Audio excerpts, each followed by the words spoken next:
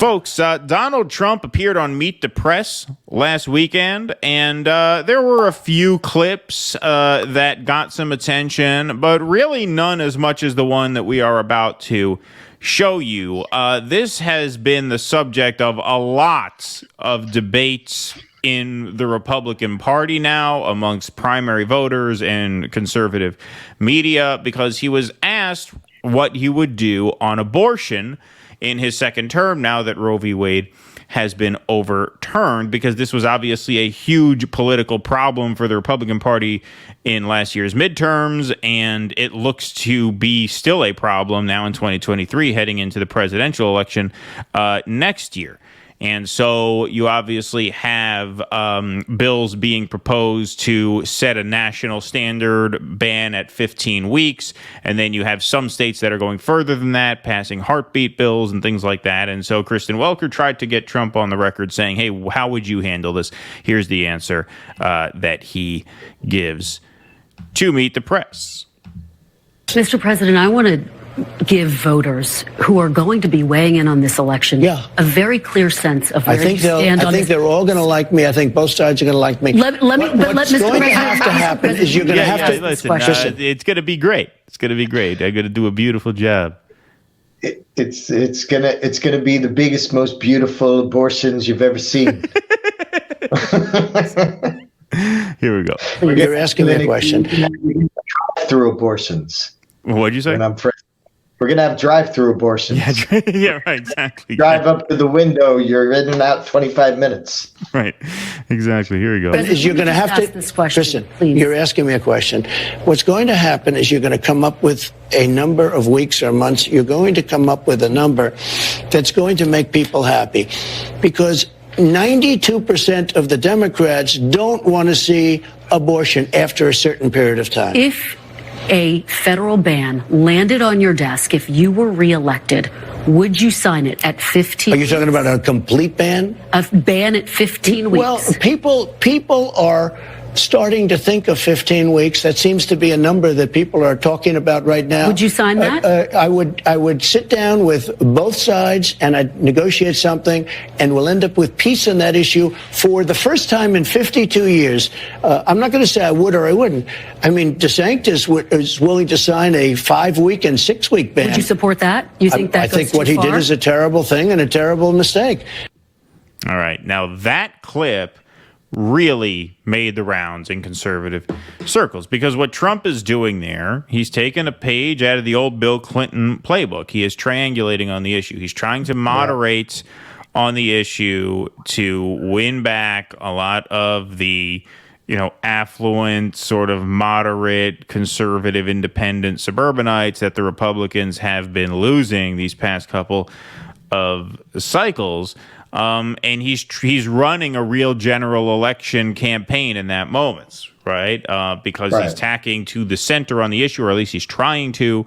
He's saying, I'll negotiate a number that'll bring peace to the issue. And by peace to the issue, he means that obviously since Roe v. Wade was ruled, there has not been peace on the issue, because a lot of the conservatives felt that they were just completely paralyzed on the issue, and there was no real peace on the issue because on the Democratic side they were never able to codify it into law. So what he's talking about is, let's make a deal where we can settle this as a country, which I think is a smart general election play. Like, this is certainly the smartest general election play I've heard from the Republican Party since the midterms.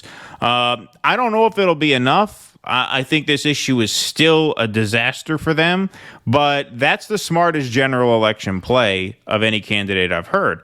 The problem is the base does not like it. So let's hear from a few different people here. First, Ben Shapiro. The most newsworthy thing that he said in this interview was he made a comment suggesting that heartbeat bills, like to protect the lives of the unborn in states, are terrible, which is not only not pro-life, it's an awful thing to say.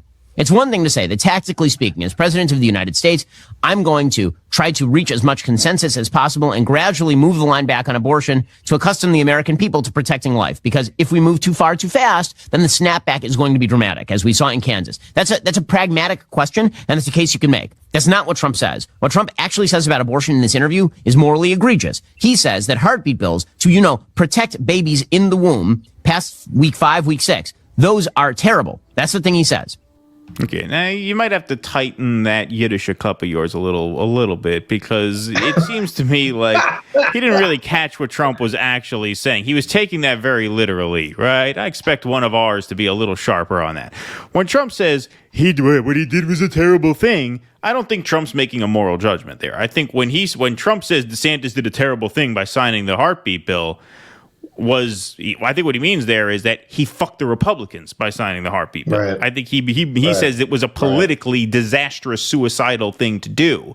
That's why I should have done it. I don't think Trump was rendering a moral judgment about whether or not you should, in the eyes of God, ban abortions past 6 weeks. So I think Shapiro is being perhaps a bit too literal there. But the reason he is because he and a lot of his audience and a lot of his movement support the heartbeat bills. And this is life or death to them. Like, this is an issue that so much of the base feels very, very strongly about. Next up those is are Dan Bongino. Terrible. That's the thing he says. Here's Dan Bongino. Listen, I wholeheartedly and completely disagree with that position. I just want to be on the record. I just completely disagree with that position. I can't reconcile that with faith, with morality. I can't. I can't reconcile that at all. I'm sorry. All right. Now, here is CNN catching up with an Iowa Republican primary voter asking what she thinks. If he really did say that, then that's a step away, because I believe that in Iowa we need to have a heartbeat bill too. Would something like that cause you to consider supporting someone else? Actually, yeah, it will, after I do my research to see if that's true. So clearly Trump is proceeding as I have foreseen. Exactly. So Trump is making a big gamble here. He's taking a big chance here. He's betting that he has rock solid support enough to win the primary, even if he pisses a lot of people off on this issue. And he's thinking that he will be able to unify the base behind beating Biden or whoever the Democrats put up in November. He's thinking he has enough primary support to weather the storm here, because this has created a storm. I know we don't, in this side of indie media, we don't see a lot of this, but this has made a lot of rounds in right-wing circles. A lot of them are very upset about this. But he's gambling that, hey, if I can weather this storm, this moderation will be worth it because it'll make me stronger in the general. That was Bill Clinton's exact playbook. I'm going to betray the base on criminal justice. I'm going to betray the base on economics.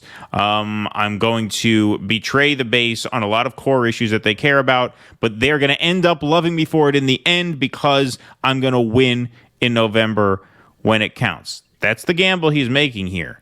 And he may have enough support to ride it out where it ends up working out the way he thinks it is. But it is a gamble. It is a gamble, especially because a lot of evangelicals vote in Iowa. Iowa is a very Christian-heavy state on the Republican side. The Christian right pulls a lot of weight there. And so an embarrassment in Iowa could be the first domino to fall if he's not careful. So that's why this is a gamble. Might he survive it? Sure. In fact, odds are at this point, he probably will. But it's a big chance. And it's a very interesting move. It's a very interesting move because on one hand, it's a smart move for November. Like, they need to moderate. They need to figure out an answer on this issue, and this is the closest they've come to it. The problem is, as we've known for some time, it could cost you in the primary. Right. Well, as we've said many times, with the courts overturning Roe v. Wade, the Republicans are the dog that caught the car. Did they ever actually want that to happen?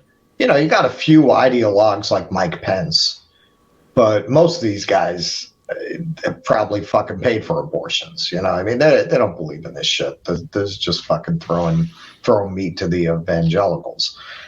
They would love to have had the Supreme Court never overturn it, and they could have just kept fundraising off it and not paying the political price forever.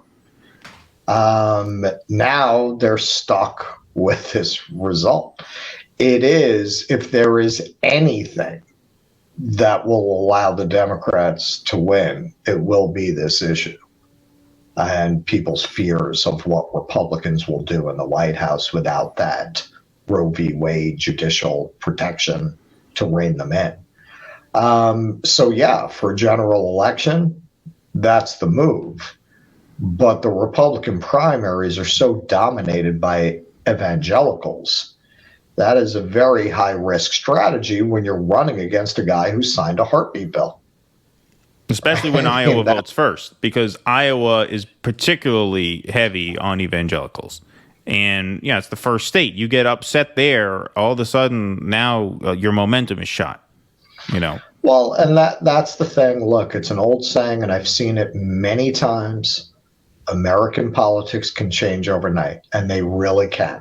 They really can. You can never assume. That's why whenever I see people saying, because of what poll numbers say 6 months ahead of voting, that something is a fait accompli, that's absurd. It's absurd. American politics can really change like that. So you cannot assume that Trump is going to go into February with the numbers he has now. Yeah, that's a general election play, but the Republicans are not like Democrats. They're willing to burn shit down to get what they want. They're much more driven by principle than Democrats are. They're much more uncompromising. That's what I always say. I always quote that line in Apocalypse Now. Give me 2 divisions of such men, and our troubles in this country will be over very quickly. The left could only wish that they had people as committed as what you have on the right. The problem with that is, there's a very good chance that they will back a candidate whose position on abortion is untenable in a general election. So we'll see, like how strong is that MAGA movement? Can it really survive Trump taking a more reasonable or measured position on abortion than his rivals? Right? We're going to find out over the next couple of months, I guess, as this plays out. Although Trump is so non-ideological and he's such a comfortable liar, if his numbers plummet, he could just shift. He could shift, certainly. But here he put out a string of truths on Truth Social. We don't have to read all of these, but this tells you that he was getting a lot of pushback, the fact that he felt compelled to sort of explain himself. I was able to do something that no one thought was possible. End Roe v. Wade. For 52 years, people talked, spent money, but couldn't get the job done. I did, thanks to the 3 great Supreme Court justices, blah, blah, blah. Now the pro-life community has tremendous negotiating power. Okay, now the problem is you can say that the pro-lifers have tremendous negotiating power, but by trashing the heartbeat bills, what you're also telling them is that they shouldn't use that negotiating power. Okay, and that's how you get headlines like this. This was in the Federalist. Pro-lifers shouldn't trust Trump. And one of the arguments that he makes here is that Trump is basically saying that overturning Roe v. Wade should be more or less enough, whereas to a lot of the diehards in the conservative movement, the whole point of overturning Roe versus Wade was to clear the roadblock in their way of going further with the kind of heartbeat bills and bans that they have done in several states since then. Like Roe v. Wade was just something in the way of them implementing what they wanted to implement. Overturning Roe v. Wade in itself didn't do anything but clear the space for them to pursue the kind of policies that a lot of state houses in red states have. Trump's disdain for the pro-life cause is no surprise. Trump was very pro-abortion until he ran for the Republican nomination, and his conversion to the cause was always obviously one of convenience. It is not surprising that he views significant restrictions on abortion as a mistake, and that he and his allies have denigrated pro-life laws as a waste of political capital. Indeed, Trump and his loyal supporters have been acting like the worst of the old Republican establishment that they love to denounce, treating pro-lifers as suckers to string along for votes rather than as a constituency to be rewarded in victory. Once again, that's from the Federalist. That's a right-wing paper. So this has caused a significant stir on their side of things, and it'll be very interesting to see how it plays out. Please clap.